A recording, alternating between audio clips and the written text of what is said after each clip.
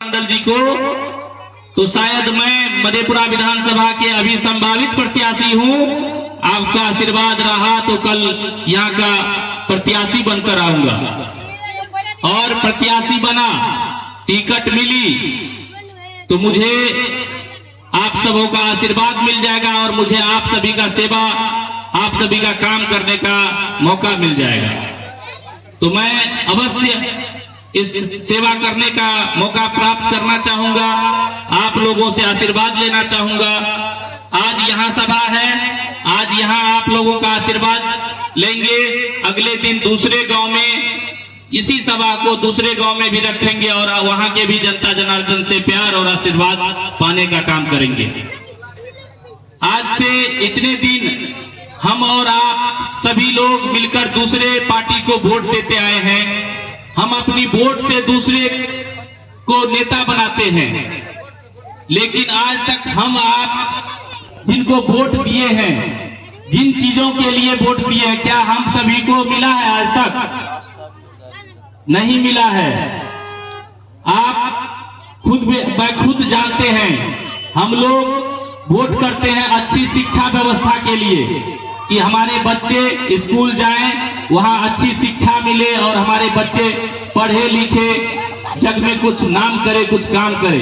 लेकिन यहाँ सिर्फ भवन बना के रख दिया गया है, लेकिन उस भवन में शिक्षा की व्यवस्था बिल्कुल बिहार में चौपट है। सरकारी स्कूल के बच्चे नहीं पढ़ पा रहे हैं क्योंकि वहां पढ़ाई की समुचित व्यवस्था नहीं है। हमारे बिहार के भी बच्चे उस शिक्षा के हकदार हैं जैसे अन्य राज्यों में, गुजरात में, दिल्ली में, लंदन में, ऑस्ट्रेलिया में, अन्य देश, अन्य राज्य में पढ़ाई की व्यवस्था है, वैसे हकदार हमारे बिहार के भी बच्चे हैं। लेकिन यहाँ के जो करप्ट सरकार है वो सिर्फ भ्रष्टाचार करने में लगे हुए हैं, न कि शिक्षा देने में। वो समझते हैं कि अगर बिहार के बच्चे शिक्षित हो जाएंगे, पढ़ लिख लेंगे, तो बिहार के लोग मजदूर नहीं रहेंगे, वो हमारे से लड़ेंगे और अपने अधिकार की बात करना शुरू कर देंगे। 70,000 करोड़। अभी यहाँ कुछ ही दिन पहले 70,000 करोड़ का घोटाला बिहार सरकार ने किया है। इससे पहले चारा घोटाला बहुत चर्चित था, फेमस था। 900 करोड़, वो सिर्फ 900 करोड़ का चारा घोटाला था, तो इतना फेमस रहा चारा घोटाला। आज 70,000 करोड़ का घोटाला हुआ है, नीतीश कुमार ने किया है। इसको कहीं पता चलने नहीं देता है। इस सभी भ्रष्टाचारियों को यहां से उखाड़ के फेंकने की जरूरत है। हमारे अधिकार को, आपके बच्चे के अधिकार को, आपके अधिकार को मारकर वो लोग खाते हैं और अपने बेटे को राजा बनाते हैं। मोदी ने करवाया। अभी सबसे अच्छा पिता किसी को आप कहिए, पिता किसी को कहिए तो वो लालू यादव है। वो आपके बच्चे के बारे में नहीं, अपने बच्चे के बारे में सोचते हैं। समझिए वो कितने अच्छे पिता हैं कि वो चाहते हैं कि हम मुख्यमंत्री रहे, मेरी पत्नी मुख्यमंत्री रही, अब मेरा बच्चा भी मुख्यमंत्री रहे बिहार का। वो चाहता है कि बिहार के अन्य की, हमारे बेटे से और जो पढ़े लिखे अच्छे युवा हैं, अच्छे लड़का हैं, अच्छे नेता लोग हैं, उसको मुख्यमंत्री बनाए। नहीं, वो चाहता है कि मेरा ही बेटा तेजस्वी यादव मुख्यमंत्री बने। आप सभी गार्जियंस को भी उन्हीं पिता के तरह अपनी बच्चों के बारे में सोचना होगा। आप सभी भी अपने बच्चों के बारे में सोचिए। वो लालू यादव अपने बच्चे को मुख्यमंत्री बनाने के लिए मेहनत कर रहा है, लेकिन आप लोग अपने बच्चे को क्या बनाने में मेहनत कर रहे हैं? मेहनत थोड़ा बहुत कर भी रहे हैं तो, लेकिन ये सरकार आपके मेहनत को सफल होने नहीं दे रही है। यहाँ इतनी बेरोजगारी है बिहार में, वो किसी से छुपी हुई नहीं है। हमारे बिहार में, हमारे पंचायत में रोजगार है ही नहीं। जो यहाँ के युवा, यहाँ के रोजगार करने वाले लोग यहाँ काम करेंगे, उसको मजबूरन यहाँ से पलायन कर दूसरे राज्यों में जाकर काम करना पड़ता है। अपने स्वांग को छोड़कर, अपने बीवी बाल बच्चे भाई बहनों को छोड़कर पंजाब, हरियाणा, लुधियाना, गुड़गांव जाकर काम करना पड़ता है। 10 से 12 हजार वहां से कमाने के लिए यहाँ गांव को छोड़कर जाना पड़ता है। ये हाल बिहार की है। अभी हमारे वरिष्ठ नेताजी ने बताए कि मोदी जी आए थे मधुबनी में, वो बिहार के लिए क्या देके गया? एक ट्रेन देके गया। किस लिए? यहां से मजदूर उस ट्रेन पे सवार होगा और गुजरात जाएगा। क्यों जाएगा?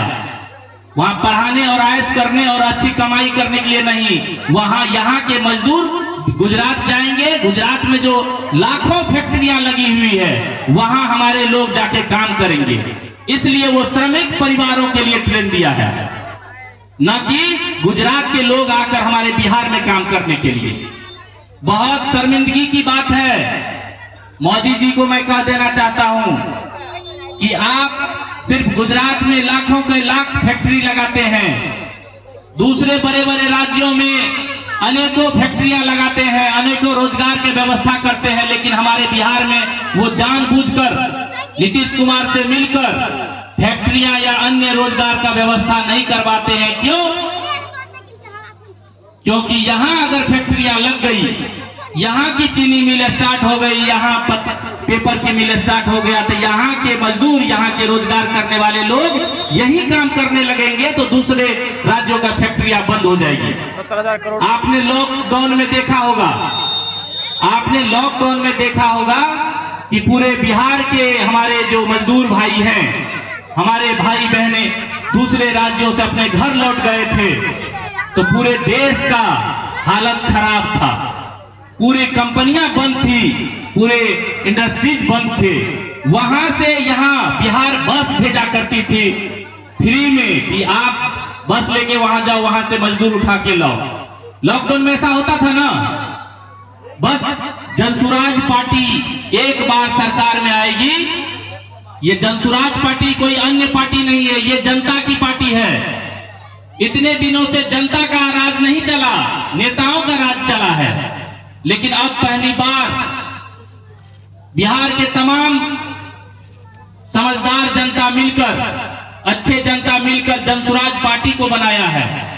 न कोई नेता बनाया है, न कोई विधायक बनाया है। ये पार्टी का निर्माण जनता ने किया है। जनता का पार्टी है, जनसुराज पार्टी है। जब जनसुराज पार्टी बिहार में आएगी, इसका मतलब जनता का राज होगा। जब जनता का राज होगा तो कम से कम पहले 5 चीज अवश्य हो जाएगा बिहार में। ये कोई जुमलेबाजी नहीं है, ये कोई नेता का वादा नहीं है। ये यहाँ के बेटा ललन कुमार मंडल जी आपको साफ शब्दों में कह रहा है, ये पार्टी आपकी है और वादा भी आप कर रहे हैं। जनसुराज आएगा, 5 चीज क्या हो जाएगा? सबसे पहले यहाँ रोजगार की व्यवस्था होगी। यहाँ से